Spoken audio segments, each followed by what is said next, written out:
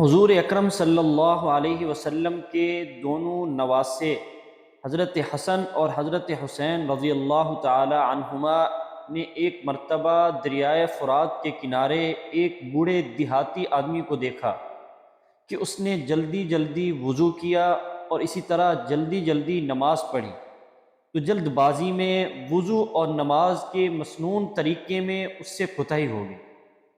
تو ان دونوں حضرات نے اس بوڑھے آدمی کو سمجھانا چاہا، لیکن انہیں یہ اندیشہ ہوا کہ اگر ہم نے اسے اس کی غلطی بتائی تو شاید وہ ہم پر غصے نہ ہو جائے۔ اس لیے دونوں حضرات اس بوڑھے آدمی کے قریب گئے اور کہا، ہم دونوں نوجوان ہیں اور آپ تجربہ کار آدمی ہیں، اس لیے آپ ہم سے زیادہ وضو اور نماز کا طریقہ جانتے ہوں گے۔ ہم چاہتے ہیں کہ ہم آپ کو وضو کر کے اور نماز پڑھ کے دکھائیں، تاکہ اگر اس میں کوئی غلطی ہو تو آپ ہمیں بتا دیں۔ اس کے بعد دونوں نے سنت کے مطابق وضو کیا اور سنت کے مطابق نماز پڑھی۔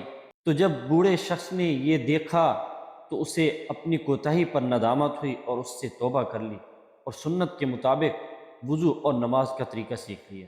تبلیغ کا یہ انداز وہی ہے جسے قرآن نے ادع الی سبیل ربک بالحکمت والموعظۃ الحسنۃ سے تعبیر کیا۔